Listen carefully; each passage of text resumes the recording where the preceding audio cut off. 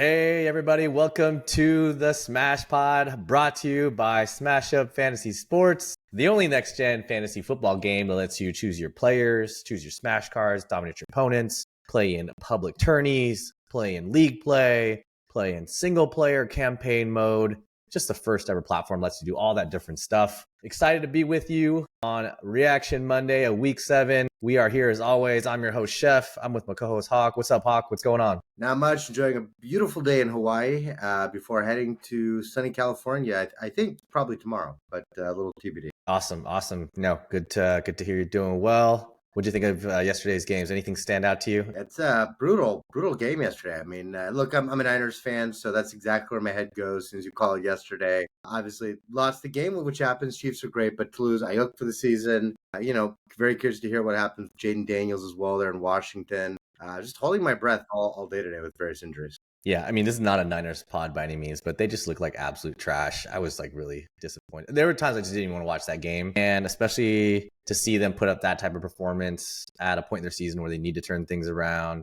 Big matchup against Mahomes, who's just so damn annoying to play against and to look at. And that game was kind of winnable. Like the defense, they showed up in spots, had some turnovers. Mahomes has not looked great this year. I mean, he's on pace, I think, for 14 touchdowns, but is the leader in MVP odds right now, which is weird. But we just looked terrible. I mean, it looked like we just hadn't practiced all week.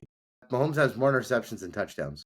Well, we'll get into that in Hawks rock bottom fallers, but it's not, look, as good as Mahomes has been in the real NFL. This is a fantasy podcast, and for fantasy, I won't give away the whole game, but it's been a struggle for him this year. Yeah, for sure. And just on that note, like you mentioned, this is the Risers and Fallers episode that we like to do on Mondays following the weekend slate of games, or as I want to start calling it going forward, the Ballers and the Fallers. So whoever had some really good weekend games and then who looks good going into week 8 of the NFL season. So I'll be breaking down the Ballers this week. Hawks got the Fallers. But let's kick things off like we always do with a little bit of a news tidbit. Along those lines of the injury front, it looks like Deshaun Watson's season is over officially. He suffered a ruptured Achilles, and it looks like he'll have to undergo, obviously with that injury, like a really, really long rehab process. You know what the worst part is going to be for him here too is he's got a long physical therapy ahead, really painful, and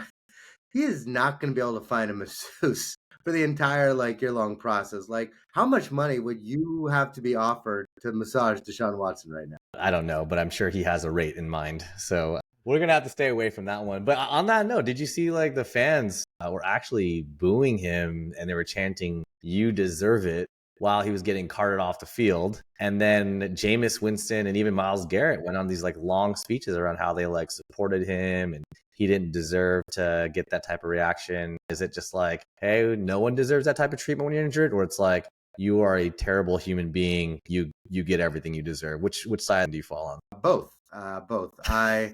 Look, I never want to cheer for anyone to get hurt. I'm certainly not going to cheer an injury, and I certainly don't know that anyone deserves to rupture their Achilles.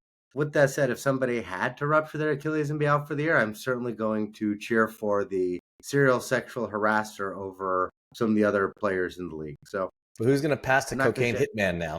That's Ricky Percio. Who's your cocaine hitman? Deshaun Watson? His name is Jerry Jeudy? Your lead-in joke on that last episode was literally talking about the possibility of a suspected sex offender passing to a cocaine hitman. That was your own joke, dude. You don't. All right, that's true. That's right. There have been so many cocaine hitmen through the week. We made the joke. We joked about Cup, but now you're throwing around the cocaine hitman label too often, and now you don't even know who it is anymore. It's official. My official cocaine hitman is Ricky Percio. He's back. He's there for the Niners. We may really need him with Ayuk out, so he's my cocaine hitman. That's his nickname. I'm sticking to it. All right. Well, that's it on the Deshaun Watson front. I think we all wanted him out of there and out of the lineup, maybe under different circumstances because of his actual performance, not for rupturing Achilles. Whether he deserves it or not, we'll leave that up to the individuals who are trying to prosecute him for that. But anyway, let's jump into it. We've got the top 5 ballers after the week 7 performances going into week 8.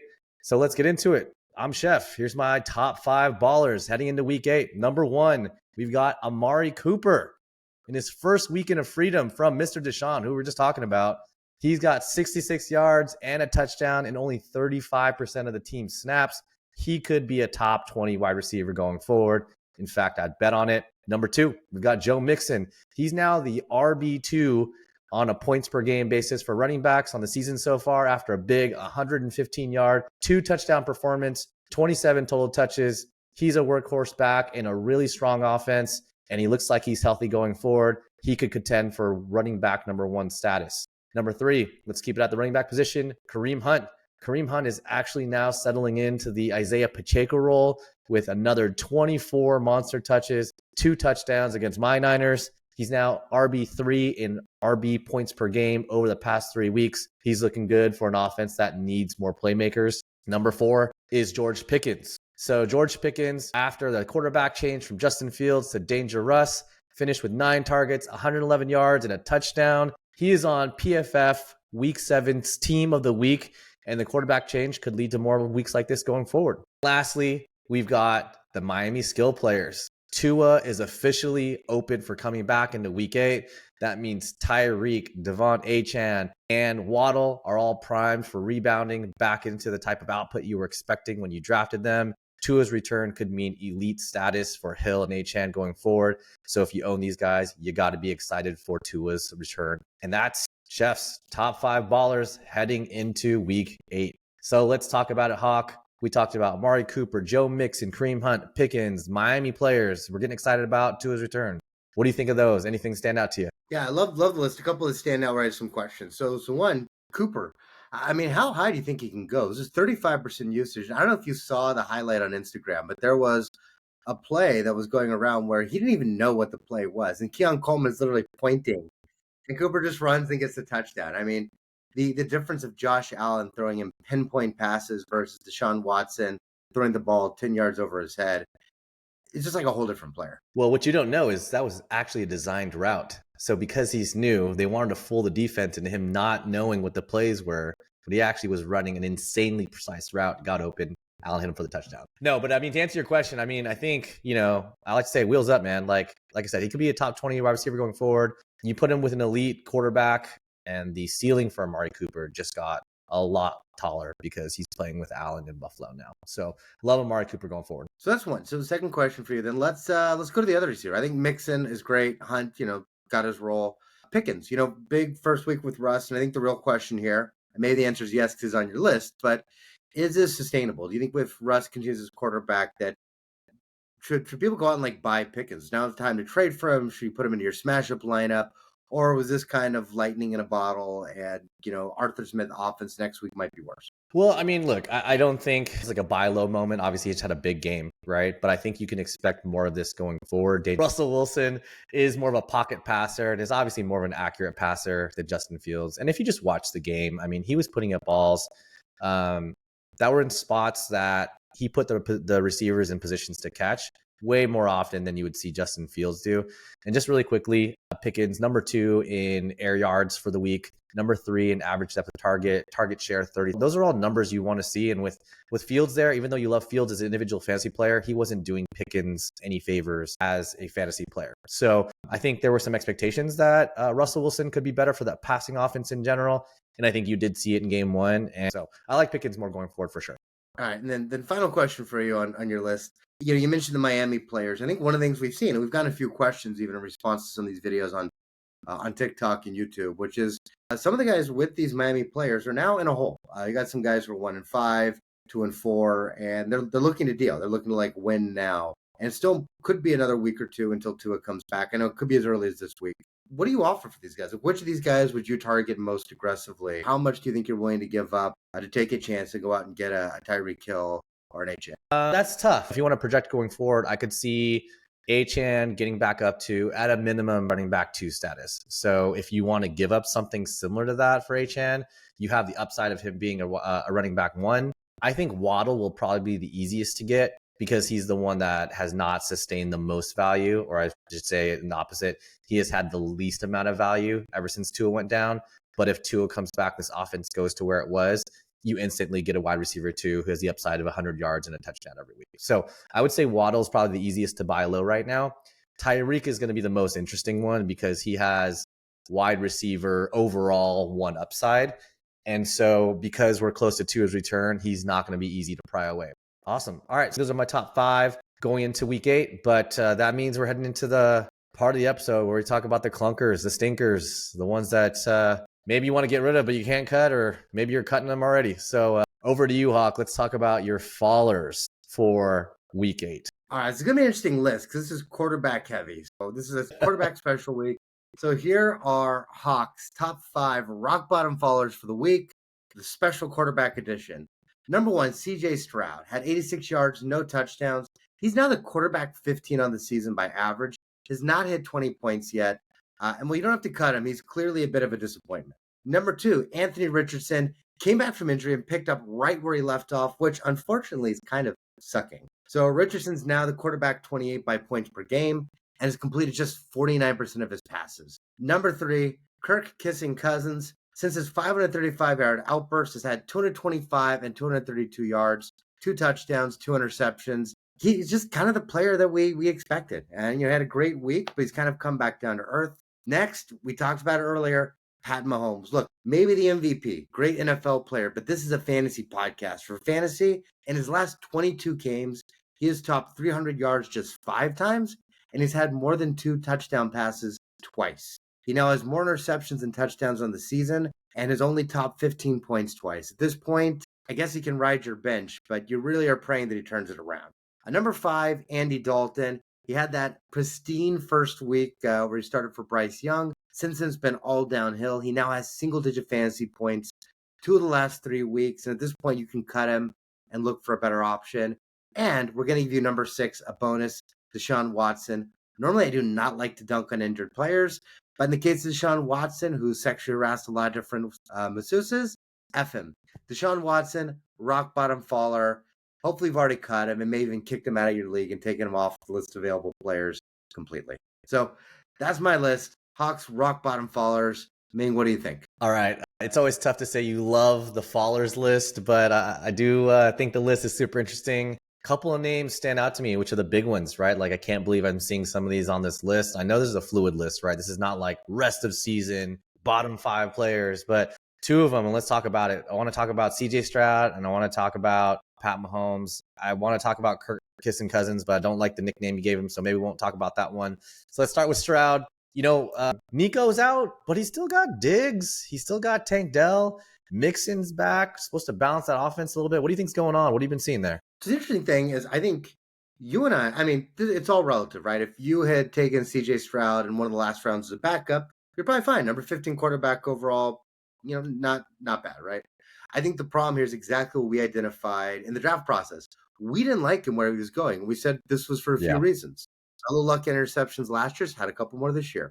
Joe Mixon is way better than Devin Singletary or Dameon Pierce.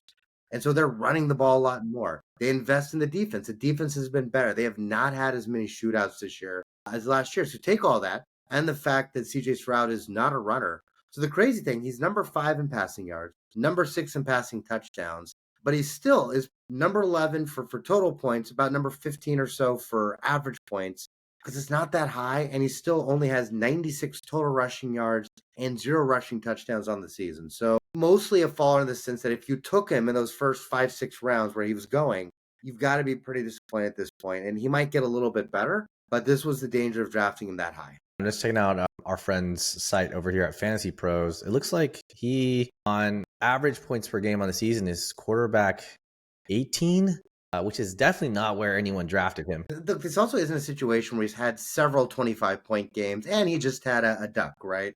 Bad game script, multiple defensive touchdowns. You got stuck with, a 3-point game, and that's like pulling down the average. He's just sat in that kind of 8 to 15 range in basically every game. It is not spiked at all. I'm sure he'll have a spike game at some point, but it just kind of looks like this is the game plan. Hopefully CJ Stroud gets better. When Nico comes back, that'll help him a little bit. I believe that's his number 1 playmaker for sure. And I think this goes to show Diggs and Dell just are not on the same level as Nico Collins, right? So the offense is a little bit different from a passing perspective when he's out. Cool. Although, all right. Even Nico, I'm sorry. Let's go. We can keep talking about Stroud if you want.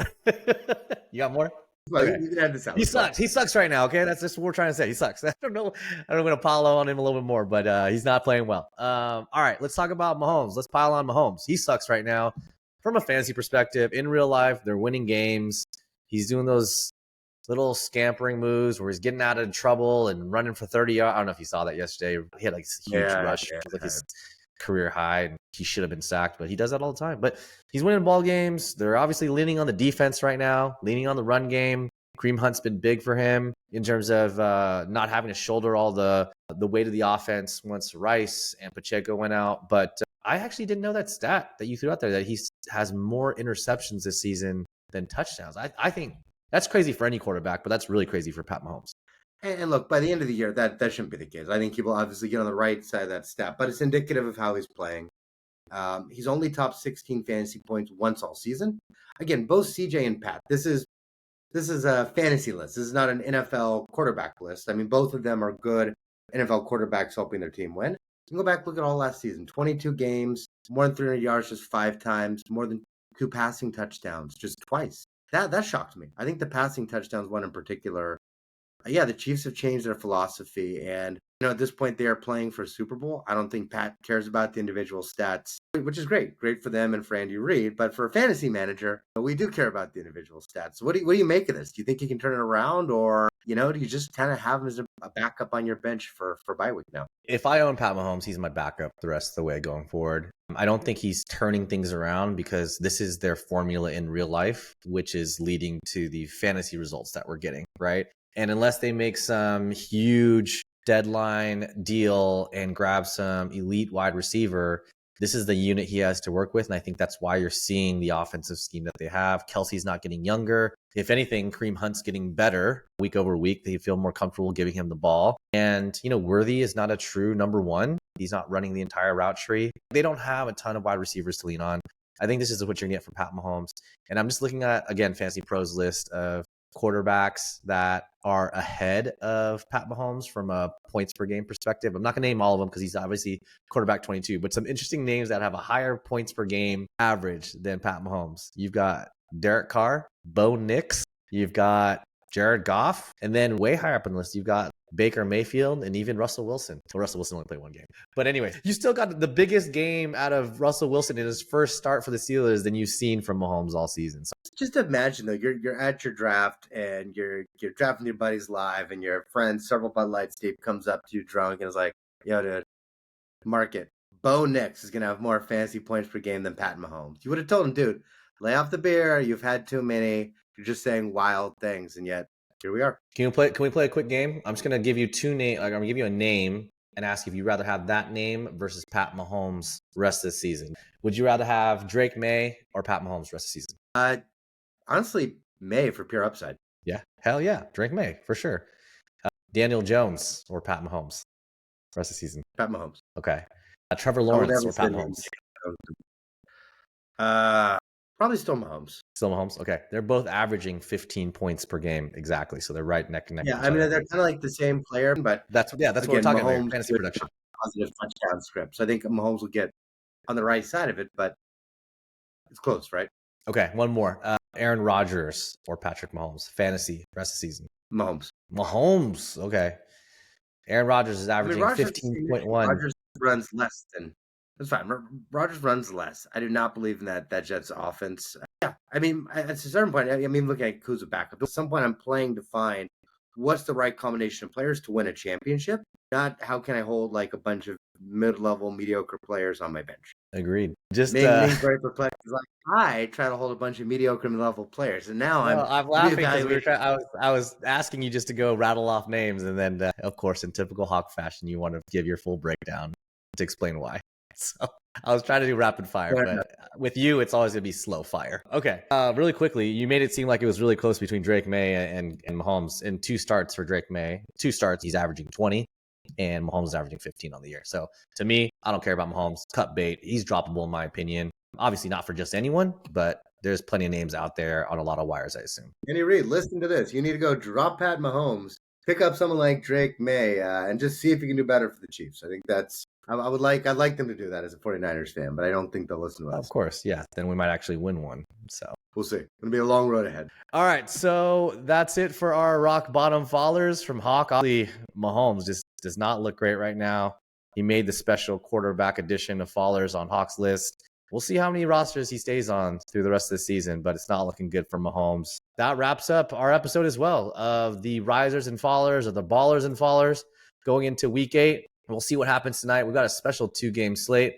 I know I need a big Monday miracle from Derrick Henry tonight for one of my smash up leagues. I have bruising bell cow and freight train on him.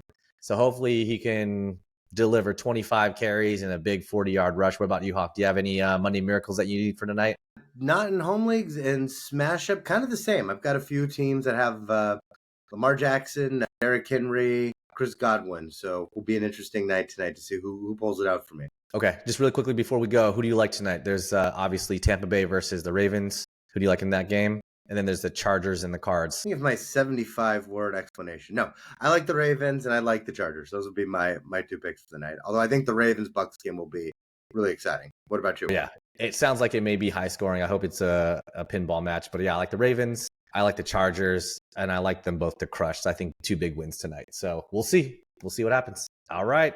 Thanks so much, everyone, for listening. As always, really appreciate you joining in, listening along. Hopefully this was helpful to you. We always love breaking this stuff down for you and talking through fantasy, but we would really appreciate if you could continue to like, subscribe, play the game. We love to see people playing the game, giving us feedback, all of that. It's all going to help us just continue to make a better product and game for you guys going forward. That's what it's all about. But as always, Hawk, can you let everyone know how they can follow and listen along? Absolutely. Make sure you like and subscribe on the podcast software you are using. You can go to smashupsports.com, and if you haven't already, register to play. And if you have registered, go sign up for some different games. Do the weekly tournament, do the season-long leagues or the lightning leagues with us, and do the brand new single player. A lot of people beating the first boss this week. Second boss next week is going to be tougher, and excited for everyone to see what we have in store. And then finally, go to the different social media channels, Instagram, Twitter, and TikTok, where a lot of the clips from the show wind up. If you want to see, if you find us too wordy, but you want just the facts from me and myself, jump on TikTok and see the breakdown of the top 5 ballers and fallers at Smash Up Sports. Other than that, I think we're out just like Deshaun Watson for the next year. Damn. All right, y'all. Thanks for listening. See you next time.